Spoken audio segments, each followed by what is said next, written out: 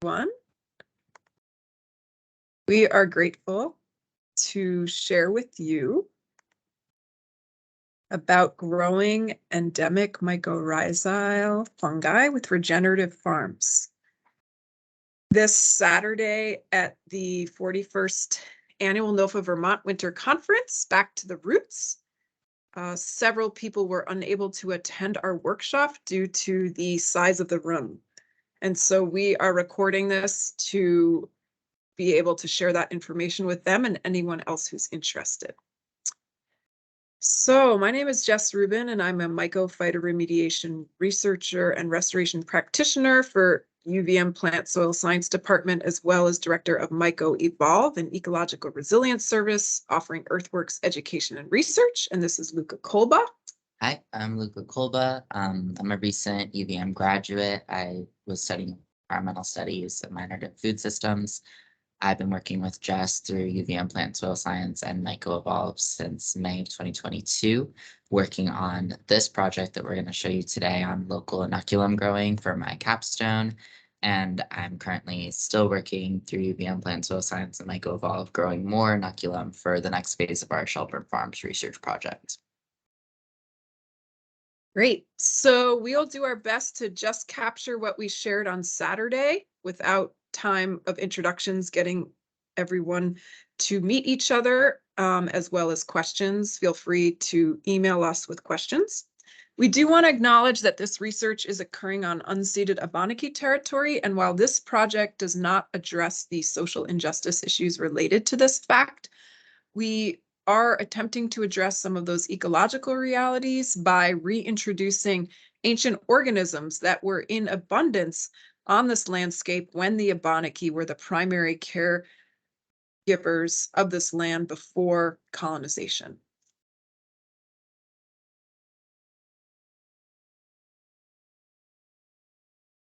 So the workshop flow, want to start with the flowing spores. These are mycorrhizal spores on the right side of the screen. These are spores of mycorrhizae that we extracted from soils. One of the techniques we use to quantify viability of the inoculum, and they sort of flow across the screen because they're in a solution. We're going to be going through, probably be moving through introductions, since this is a video, share about mycorrhizal ecology, context on farms, why and how to grow mycorrhizal inoculum, share a bit about the research from the field and greenhouse this past year, next steps, summary, references, and here we go. So to just share with you, this is a arbuscular mycorrhizal fungi.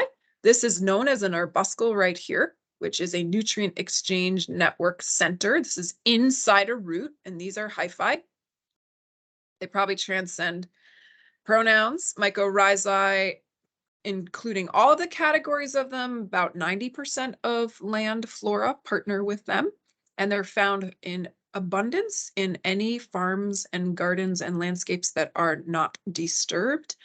And we hope to be able to channel the wisdom of these ecological ancestors in this workshop, and we hope to get to know you all at some point. All right, so going to mycorrhizal ecology, it's really fascinating to think about that these organisms, mycorrhizae, have been around for a very long time. According to Western Science's creation story, they have been around since the Devonian period, which that arbuscle I showed you, which was found in fossils in Rhynchert in Scotland, dated to 407 million years ago in ancient land plants. And it's really interesting if you think about that time period when flora was moving from water to land. The land was colonized primarily by fungi. And so it would make sense that this organism that already has the nutrient acquiring abilities was able to partner with these plants growing in very nutrient poor, thin soil, and to sort of provide those nutrients that weren't abundant in the soil yet, being able to acquire them from the below ground rock through fungi's ability to access them from the rock. And in turn, the plants were able to provide carbohydrates to the fungi through photosynthesis. And we also find it fascinating. So not only in their placement between water and land, assisting the movement of plants, but also now working with them in landscapes to protect water from land practices. There are four main types of mycorrhizae: arbuscular or endomycorrhizae. You will see that we are going to be referring to them as AMF. These are abundant on farms with crops, and most angiosperms partner with AMF. Ectomycorrhizae, ECM, a partner, there's more commonly found in conifer populations, and then some angiosperms, such as trees like the beech and oak and birch. There are some species of flora, such as those in the Populaceae family, cottonwoods and such, and Salicaceae, the willows, that are both endo and ecto. Orchid mycorrhizae are mycorrhizae partnering with all the plants in the Orchidaceae family. And those of you who grow blueberries and huckleberries and cranberries, there's a mycorrhizae that partner with plants in the Ericaceae family. So we're going to focus on AMF today, though it's worth noting that a lot of farms will have definitely ectomycorrhizae based on the flora. And the technique we're sharing today can also be applied to growing other forms of mycorrhizae with small adjustments. So in terms of AMF, looking at the morphology, this is a picture of a root. If you imagine cutting the root in half and looking straight on at it, in the far top left corner, this is sort of the root cortex. You can see the different cell walls and layers of the xylem and the phloem. Looking at the top right corner, you see this ectomycorrhizae and angiosperms. This is known as the fungal sheath outside, keeping nutrients stored, and then inside a very small Hardig net where nutrient exchange happens, where ECM in the lower right quadrant partner with gymnosperms, the conifers. You see a much more robust fungal sheath in the sense that they're tighter and there's more of them, and you see a much more intimate, if you will, Hardig net penetrating further into the cell where nutrient exchange happens, and these extra radical hyphae. We're going to focus on the lower left quadrant where the AMF morphology shows up. So we talked about that these arbuscles, these nutrient exchange networks that only last 3 to 4 days, are found inside the plant cell walls.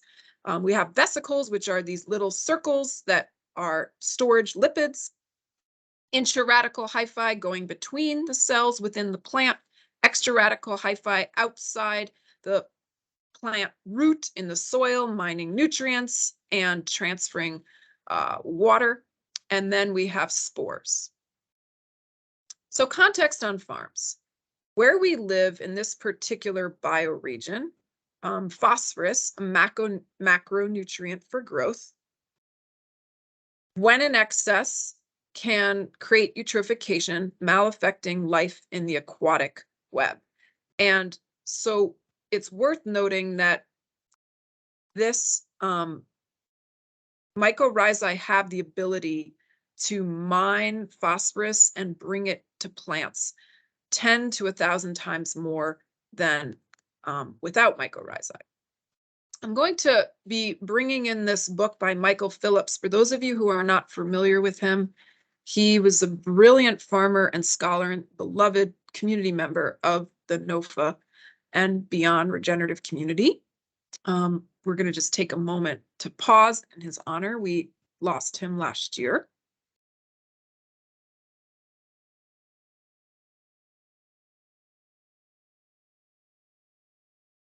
Some of the things that Michael mentions in this amazing book that he published are: healthy orcharding starts with fungal stewardship. Make the fungal investment.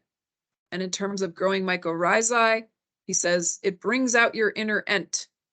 He actually highlights in this book how to grow mycorrhizae on page 97 to 98, a little bit of a different technique than we practice, but relatively similar.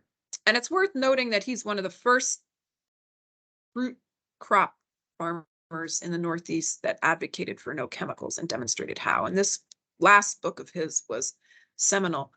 And in it, he highlights how mycorrhizae can be incorporated into forests, fields, repairing buffers, orchards, gardens, wetland edges, wild areas on farms.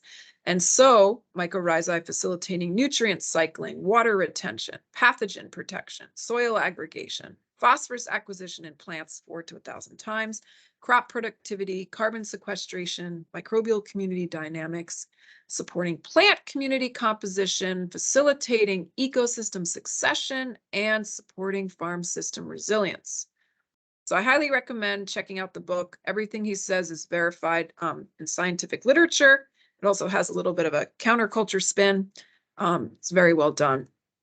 And so I want to sort of backtrack a bit and go back to the phosphorus issue in this bioregion. While you may get soil tests that are very high in phosphorus, even though the numbers may be high, phosphorus is often not very available because it's locked in compounds with other metals in the soil, such as magnesium, aluminum, and calcium.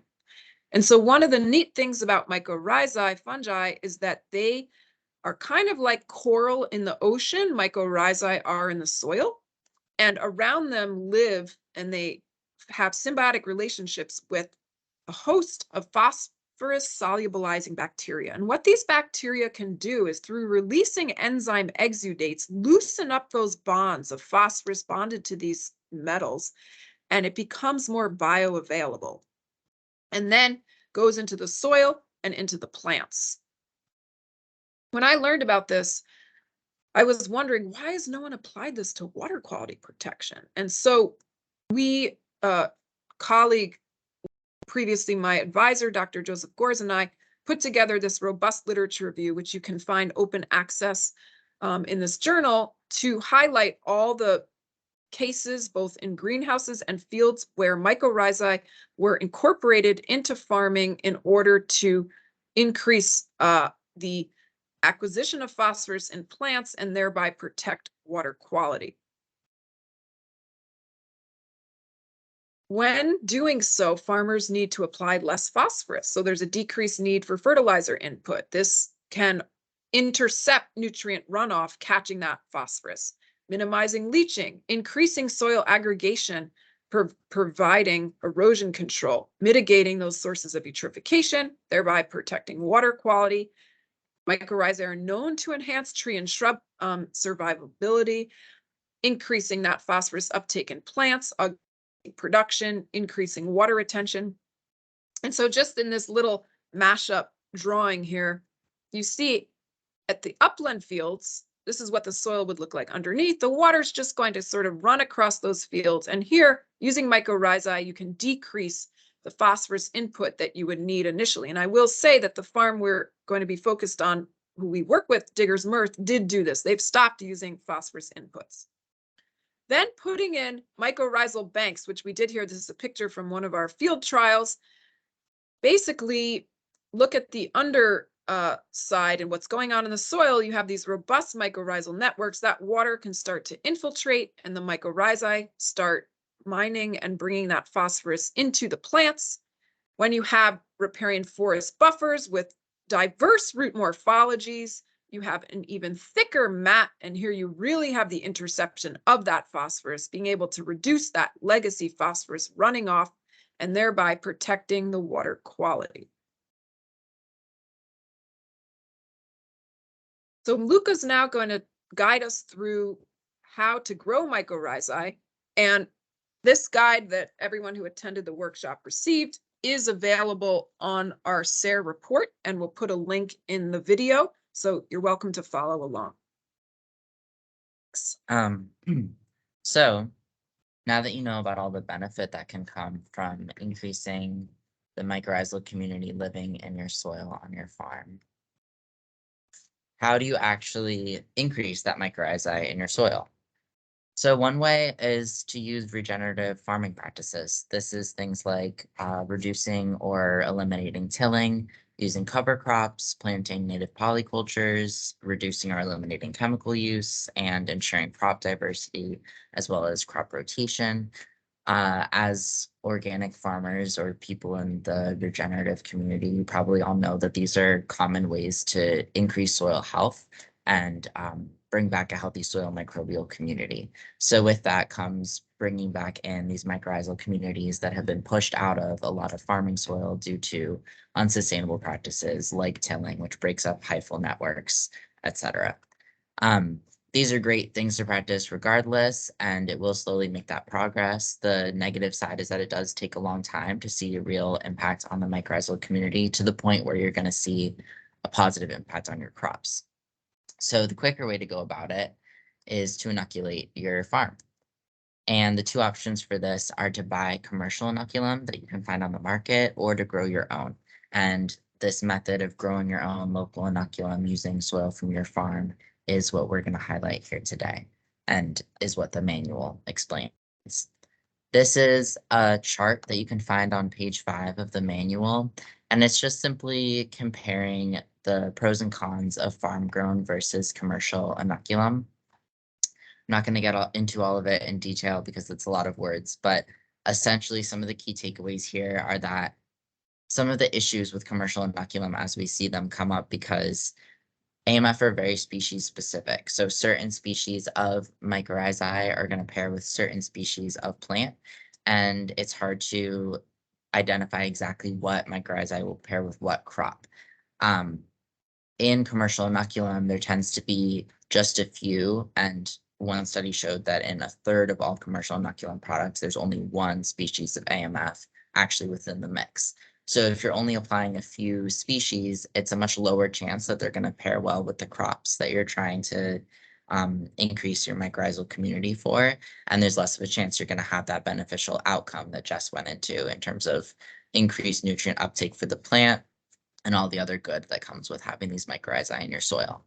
So what we're displaying is a way to grow inoculum using the AMF community that already exists in your own soil on a wild area of your farm. And the reason that we see a lot of benefit here is that you're growing out the AMF population that already exists. It's likely to be a much more diverse population as long as you pick your sampling site well. And also these are plants that are sorry, not plants, mycorrhizae that are going to pair well with the rest of the soil microbes in your microbial community. Because one other thing is that we know that these mycorrhizae don't exist in a vacuum. The work they're doing works best when they're pairing and making associations and having symbiosis with the broader microbial soil community. So by sampling from a local area, you're really going to help to harness that. There's also some concerns coming up about the risk of bringing in foreign fungi species to your local system and more. So that's a quick rundown on that.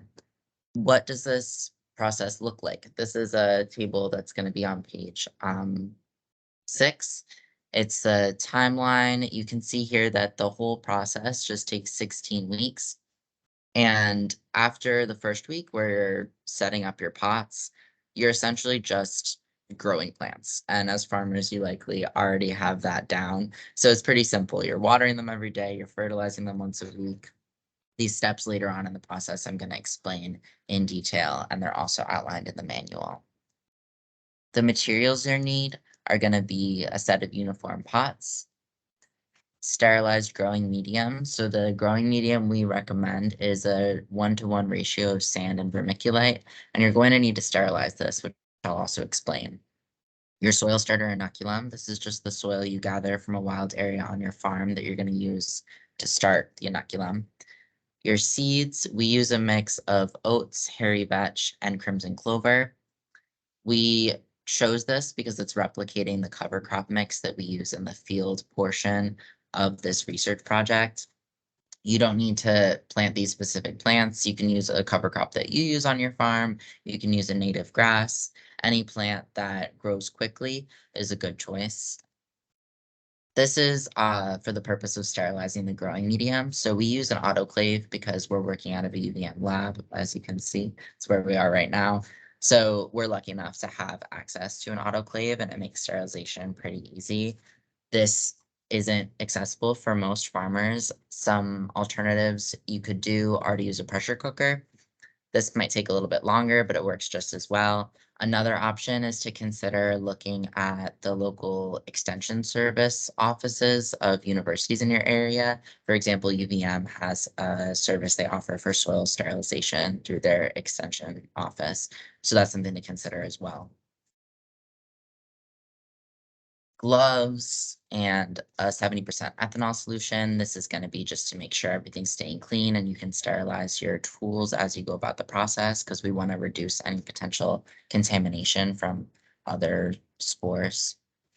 And 30% bleach solution or a 0.5% hydrogen peroxide solution. This is going to be to sterilize your pots initially. Here's a picture of our seeds the day that we were planting the most recent round of inoculum that I've been growing. So that's that mix that I was discussing of hairy vetch, crimson clover, and oats. We calculate these very carefully because we're using them in studies that are going to be published. You don't need to worry about that as long as you use enough seeds that you're going to get a healthy germination across the entire surface of the pot. You want to be growing as much plant matter as you can in that pot because what's happening is that underneath the soil, you want enough roots because that's what the mycorrhizae are pairing with. And the mycorrhizae are going to grow off of those roots and grow in connection with them. So we're just trying to maximize the plant life there to be able to maximize the amount of mycorrhizae that are growing underneath the surface of the soil. The last thing you'll need is a modified fertilizer mix. So one other thing to keep in mind is that an essential part of this process is that we're really limiting the amount of phosphorus that we're inputting into the grow system. This is because, as Jess also touched on, phosphorus is a really key nutrient in nutrient exchange between the mycorrhizae and the plants. So by reducing the amount of phosphorus we're providing to the plants via a fertilizer, we're putting a little bit of stress on the plants. They're going to need to look for other ways to get that phosphorus besides it being just handed to them. And that's where the mycorrhizae are going to come in. So this is really going to increase the amount of mycorrhizal growth because they're going to have to reach farther into the medium to find more phosphorus for the plants. And really, the plants will have to lean on that nutrient exchange. So the ratio you're looking for is about 10 to 1 to 10 of nitrogen, phosphorus, potassium. This is a recipe that you can also find in the guide for a modified fertilizer mix you can make yourself that will achieve that ratio. One other option that some people do is just apply a very low phosphorus, slow release fertilizer, just in moderation. We really recommend this mix though, because it worked really well for us. One other thing to keep in mind and make sure you're aware of before you start this process is that not all mycorrhizae, not all AMF pair with all plants. So as we discussed, they pair with a huge amount of plants. Over 80% of vascular land plants pair with AMF. However, not all do, and there are specific families that don't pair, and they actually can deter AMF. So one example of this is the brassicas. That whole family deters AMF. So reasons to keep this in mind is that, for one, you don't want to go through the process of growing your own inoculum, working really hard on it, having this great final product, and then applying it to your broccoli crop because that broccoli is just going to push that AMF away and it'll have been a big waste of time and resources. The other reason to keep this in mind is for vetting the wild area of your farm that you're going to use to sample your soil starter from. Because if you happen to pick an area where the plant community growing there only has plants that don't form MF connections, maybe they're conifers, they make connections with other types of mycorrhizae, there's going to be, it's less likely for there to be a lot of AMF living in that soil. And you want to be sampling from an area that has a lot of AMF to really maximize the viability of the inoculum you grow. So this is an example of a nice little chart showing what does and doesn't form associations. There's also a box on page 4 of your manual showing this. And then on page 8, under the steps describing the soil starter gathering, there's a link to a much longer resource that's a PDF showing essentially every plant family and what mycorrhizal communities they pair with. So you can use that for reference when you're deciding where to take your soil from. And then this is how you're actually going to go about sampling that soil starter. These are 2 pictures showing the 2 areas that we sampled from. So this is at Diggers farm, which, as we mentioned, hosted this research. We, as part of this study, we were comparing growing inoculum using soil starter from the north and from the south side of the field we were using for our field trial. So these are two wild buffers. These pictures are from really early spring when we sampled, so you can't see the plant communities very well in these. But on the left is the north wild buffer, where there was mostly shrubs and perennials growing. These all pair with AMF. And then on the right, you can see the south wild buffer, which had some deciduous trees and a lot of garlic mustard growing as a undercover or undergrowth. And garlic mustard, it turns out, actually is AMF deterrent. So when Jess explains later our research results, you should keep that in mind because it's kind of interesting to compare. If this was your farm and you were picking where to sample from, I would pick the left picture, the North Wild buffer, because these are all plants that you know are gonna host a healthy AMF community under the soil, and that's what you're looking for. So to actually sample, you're just going to pick an area, as we discussed, and you're going to use a sterilized trowel and a sterilized bucket or any container. And it's similar to soil fertility testing if you've ever done that for your farm. You're just going to take a trowel full of soil every few feet or so. You want to sample from the top 10 centimeters of the soil. This is where the most AMF live. If you uproot some plants while you're doing this, you can shake off their roots right into the bucket because, again, the most AMF are going to be right around those roots because that's where they're interacting with and growing on the roots. Um, so once you have a decent amount of soil, you just mix this together. And now you have what we call a composite sample, which is just a sample of an area that mixes a few spots.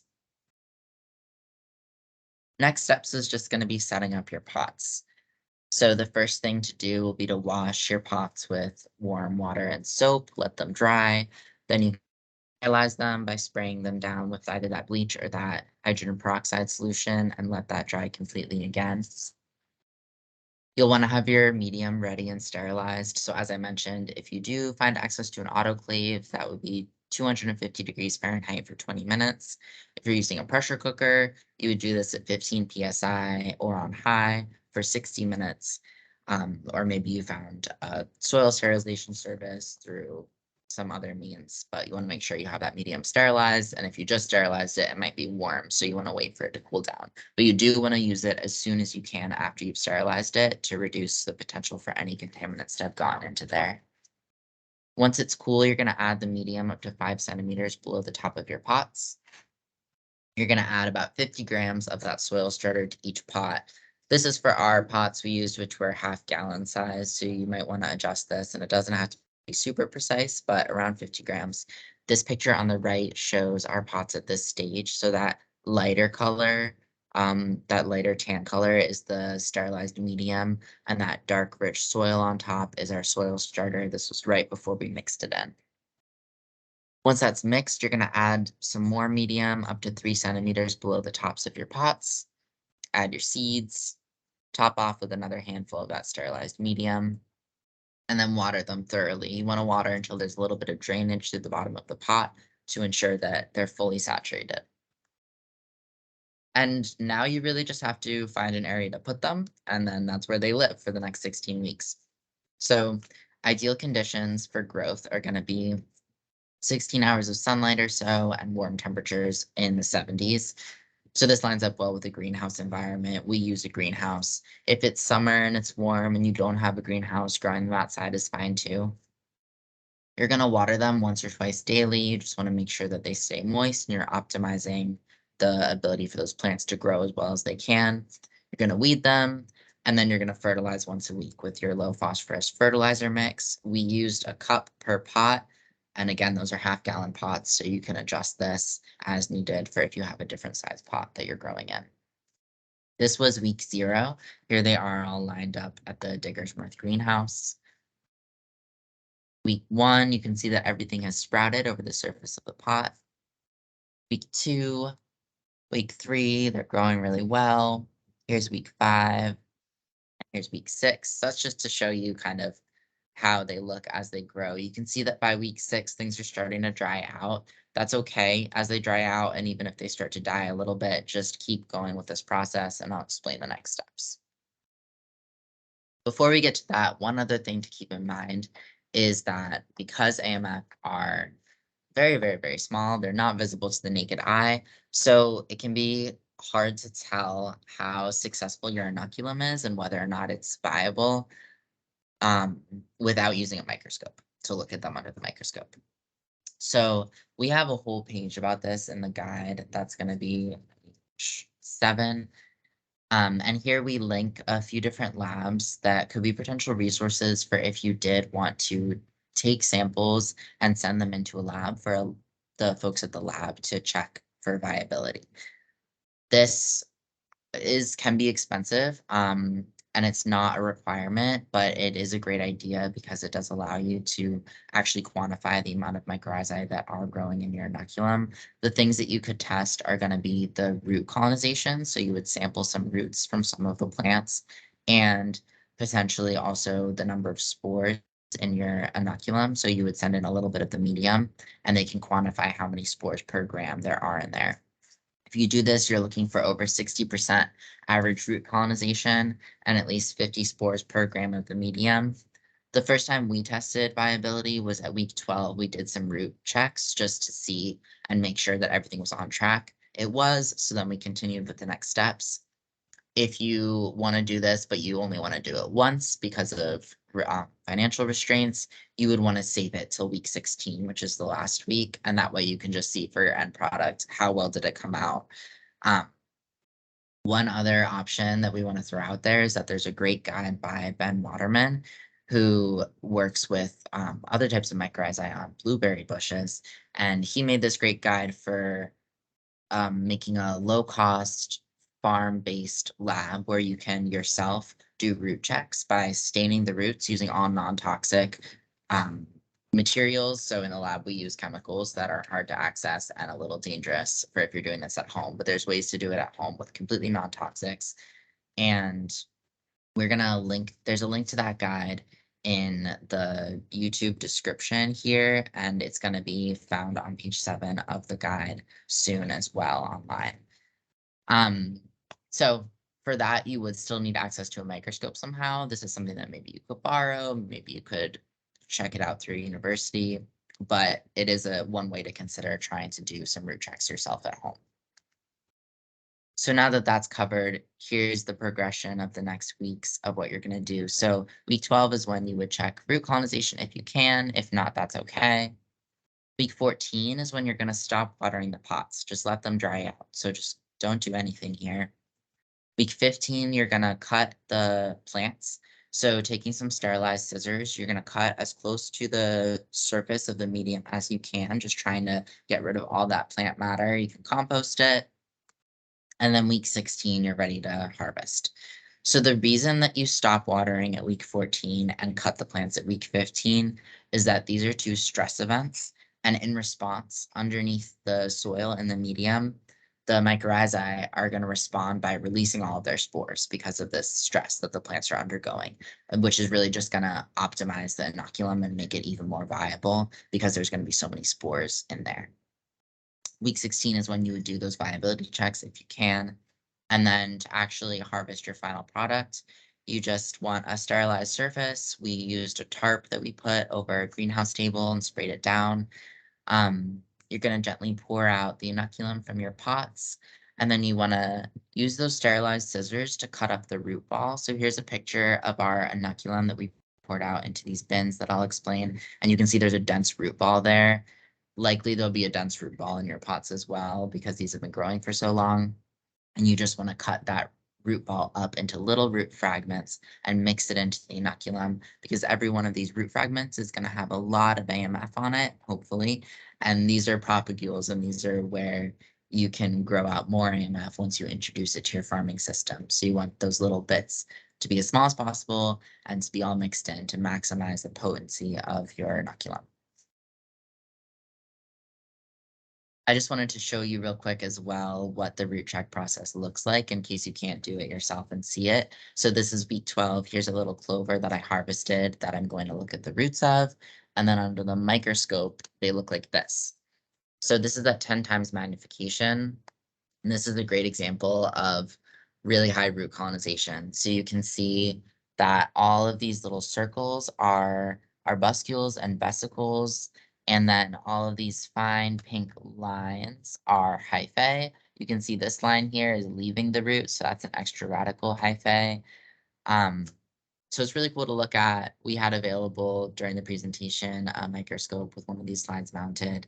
And if you were to follow Ben Waterman's guide, then this is the kind of thing you'd be able to look at yourself, which would be really cool. And that guide is also linked right here, and it'll also be in the video description. So then the last steps are just going to be growing and using and or storing your inoculum. So some people suggest just leaving the inoculum to overwinter outside, such as the Rodale Institute. They have a pretty good online resource for a similar process. They are based in Pennsylvania, and we have concerns about, if you're a Vermont farmer, whether the harshness of our winters would be very good for the inoculum. You could maybe leave it inside in a greenhouse with a cover over it over the winter. But what we recommend and what we do, especially just considering that we want to limit contamination as much as possible, is we put the inoculum into a bin like the one you can see here. There's holes in it that we cover with breathable tape, and this is to allow for respiration of the fungi, because fungi respirate like us, and also to prevent any outside spores or contaminants from coming in, because we want to make sure that all we have in there is the AMF from the soil starter inoculum that we were trying to grow. We put this in the fridge at fridge temperature, where it can be stored and remains viable for up to 2 years. And then to actually use it, some options are that you can mix it into potting mix that you're using to germinate seeds. For smaller potting cells, this is going to be 1 part inoculum to 9 parts potting mix. For larger cells, it will be 1 to 19 parts. The specifics on these sizes are on page 11 of your guide. Or another option would be to sprinkle about a teaspoon onto the root ball of the plants as you transplant them into your field. I think that doing the first option is a good idea, because this will allow time when your seedlings are sprouting and germinating and getting started to start making those associations with the AMF before you transplant them into the field, so they have a little head start. But any of these works, and there's a lot of different ways to play around with applying this. And now I'm going to hand it over to Jess to explain some of our field research. Thanks, Luca. So while the greenhouse research was going on, we were also working in the field. And this is a concept design of one of Digger Smurth's fields. You can see that the brown area is where they were tilling and rotating crops. The far green area on either side of the field are the wild buffers you saw pictures of early on, where we actually gathered our inoculus starter. And then the light green areas on either side of the field are called mycorrhizal banks. They're areas that after they were tilled, we planted with polyculture cover crops. And in them, once the polyculture cover crops were established, we scythed them down and planted parsley in the areas you see these little orange squares. And when we put these buffers in, we practiced a technique we're calling haphazard inoculum technique, where we just took wild soil from the north buffer into the north bank, the south wild buffer into the south bank, and called that inoculum. And we left the first and third as controls with no inoculum, and the second and fourth, we practiced that haphazard technique. And so our objectives were to grow this edge of field polyculture bank for mycorrhizally inoculated parsley, and then test if that haphazard technique works, and as well growing that endemic mycorrhizae in a greenhouse from the adjacent field wild buffers. And you can read more about the data. I'm just going to share a tiny bit in this report on SARE's website. So here's a picture in the top right corner of one of the field banks. You can see it's coming in quite well in early spring. And this little row here is a radish. I forgot to mention that these plots are separated by strips of radish. And that's because you'll recall when Luca mentioned the families that do not partner with mycorrhizae, radish are in the Brassicaceae. And so the idea is that this is separating each of the different treatment areas. So what we were testing was the edge of field wild buffer inoculum through the haphazard technique on the actual mycorrhizal populations in the bank. We also wanted to test the effects of that haphazard inoculation technique on the soil and soil water phosphorus concentrations, and the effects of the haphazard inoculated mycorrhizal bank on the parsley uptake of phosphorus. And you can see on the lower right corner, this is the north wild bank in late summer. You can see the oats are already flowering. And I believe you can see the radish flowering here. And behind it is what the wild north buffer looked like. And you can see those shrubs and trees.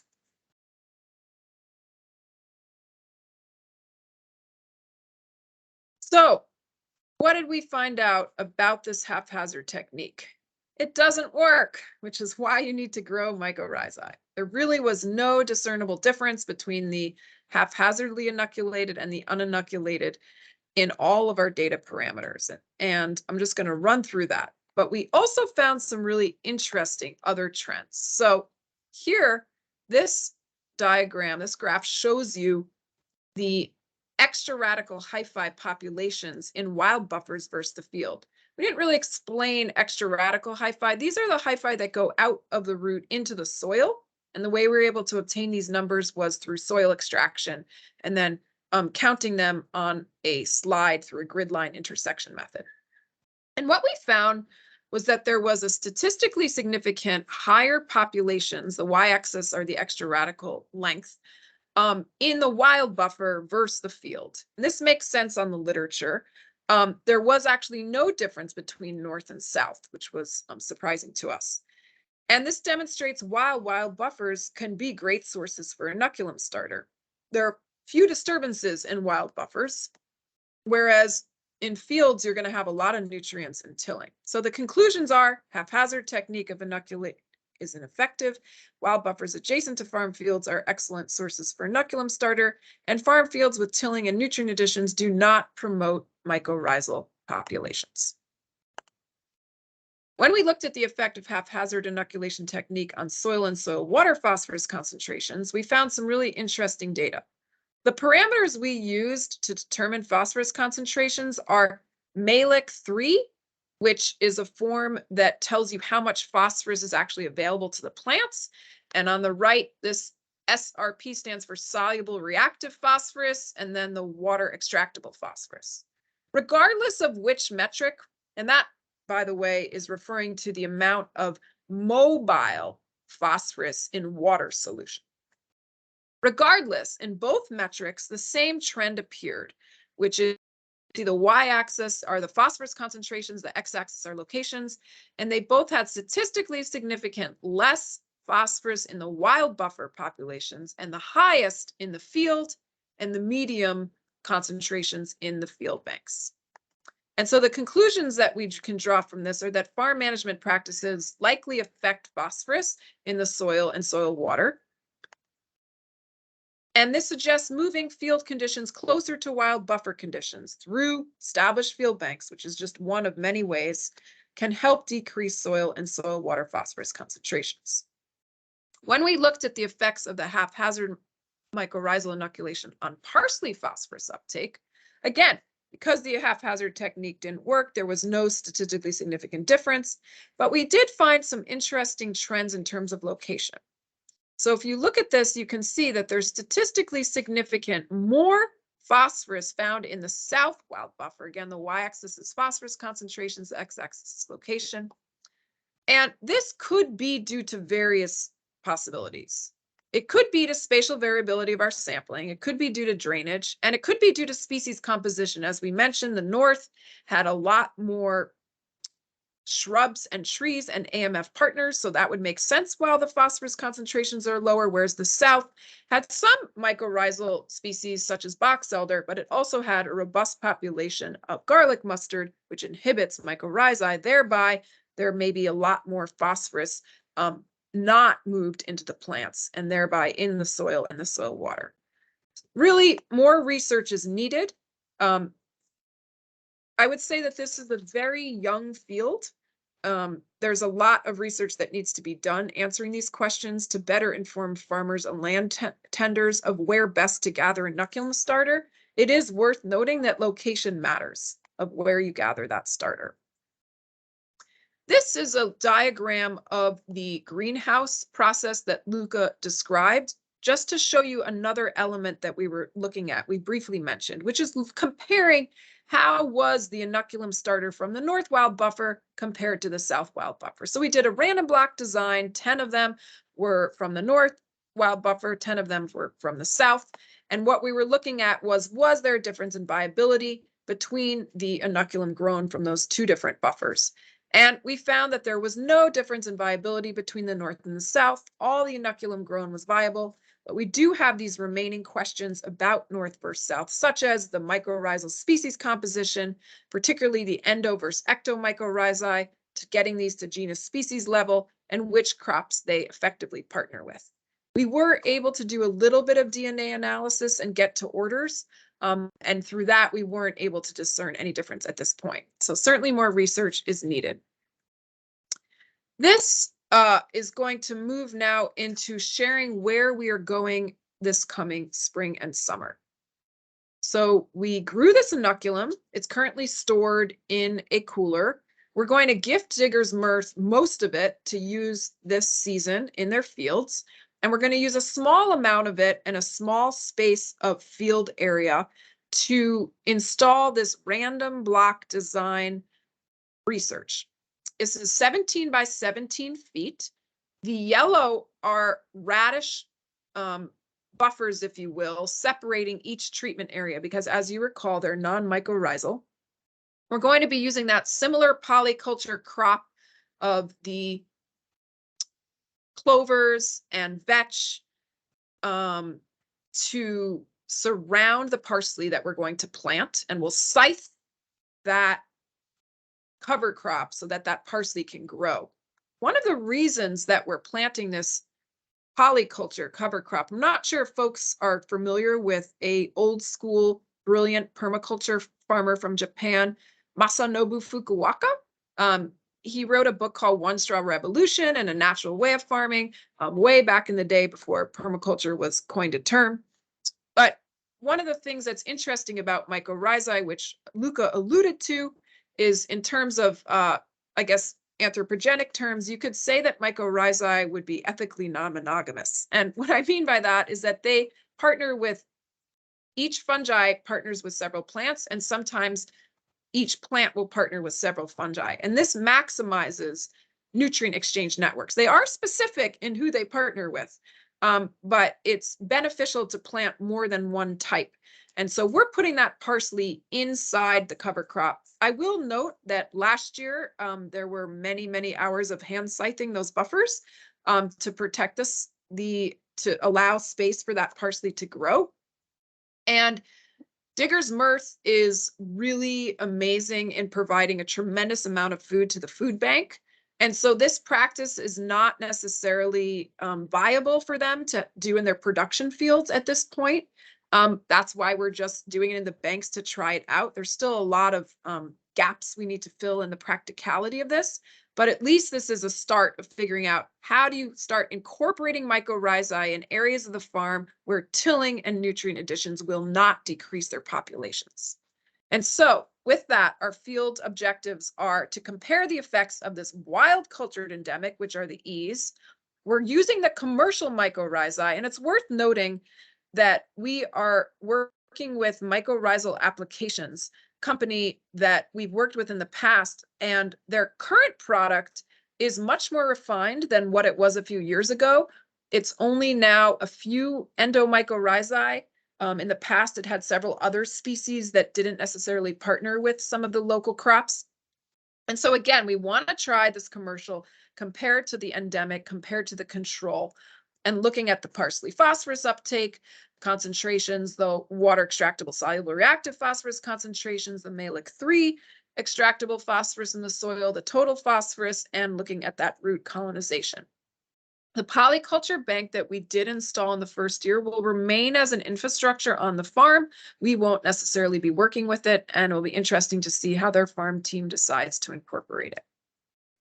We hypothesize that all the phosphorus concentrations in the parsley uptake will be highest in the endemic, lowest in the control, that all the phosphorus concentrations in the soil and soil water, conversely, would be highest in the control and lowest in the endemic, and that mycorrhizal root colonization would be highest in the endemic, lowest in the control. And the reasons are because the endemic mycorrhizae most likely facilitate that phosphorus uptake into the parsley crop out of the soil and soil water, and then endemic mycorrhizae most likely effectively colonize the parsley. So stay tuned for that. We will be writing our final report in August 2023.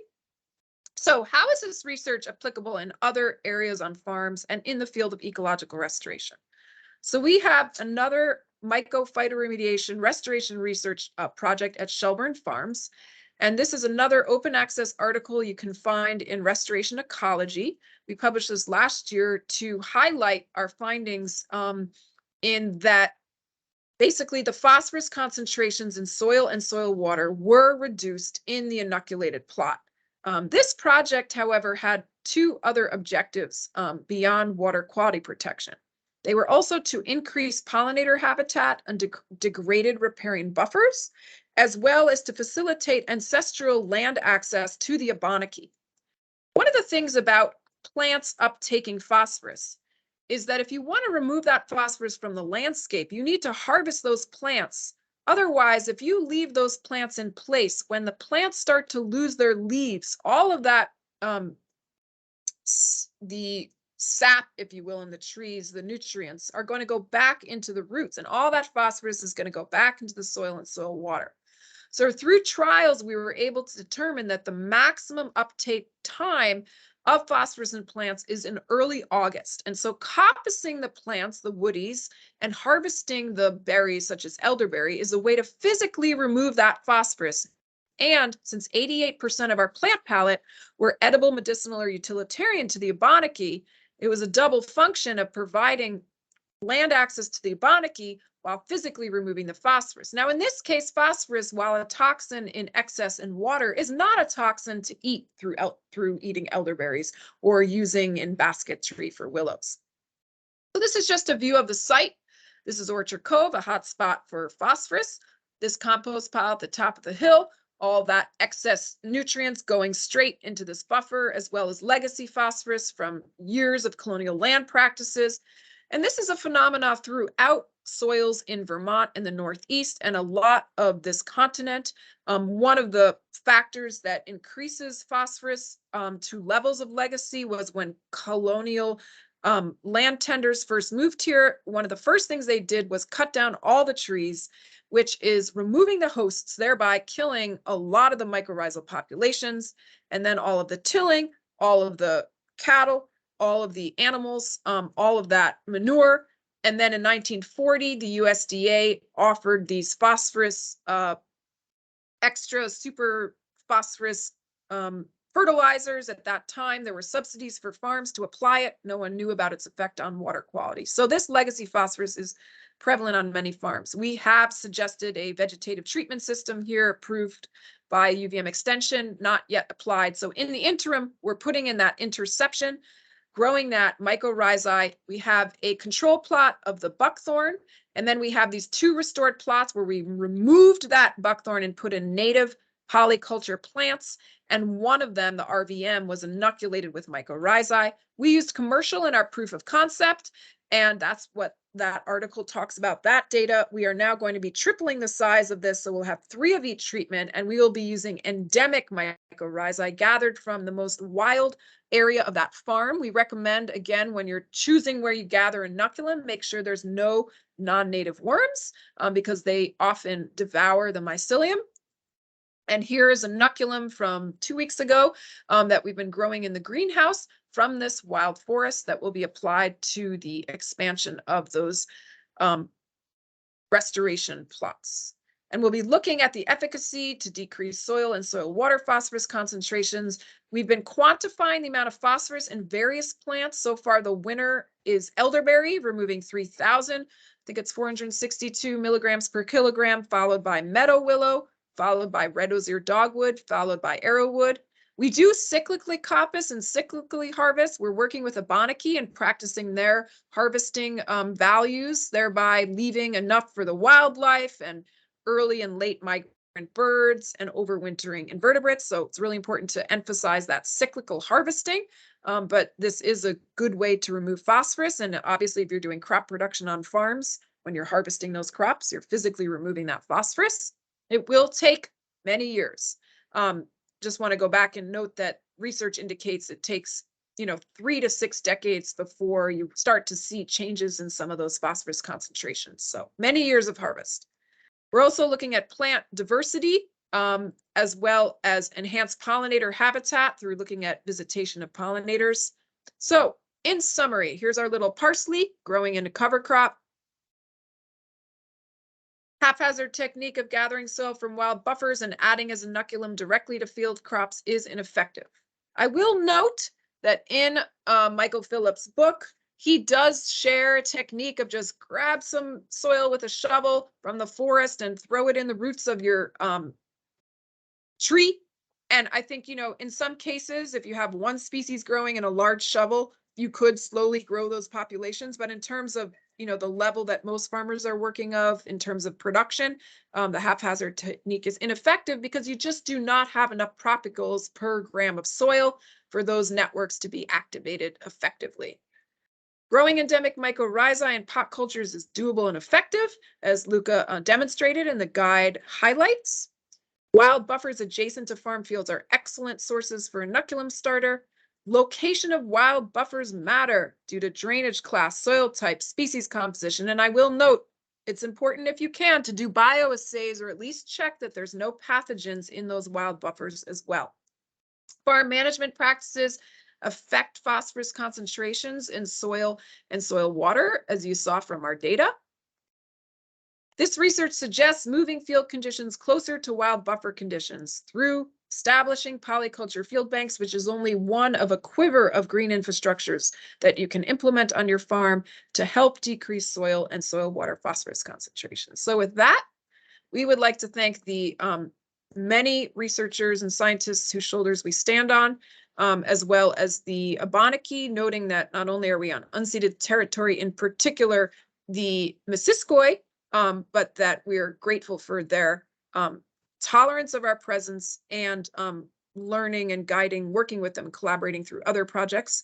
Thank you to the Intervale for hosting this research, and particularly Diggers Mirth Farm for offering space in their production fields. University 4 for hosting Luca's initial position working with us, and the College of Ag and Life Sciences, particularly the Plant Soil Science Department, as well as the lab that hosts our research where we are right now. Northeast SARE for funding this project, and MycoEvolve for technical services. And so we are not able to answer questions and hear insights at this moment because of the medium we're sharing through, but you can feel free to post them in the comments or email us through the website mycoevolve.net. There's an email there. Here's some little spores and hyphae. And we're giving thanks to these ecological ancestors and their microbial symbionts for their assistance in helping rewild landscapes for resilience. And thank you all for being interested and collaborating with us in this earth repair effort.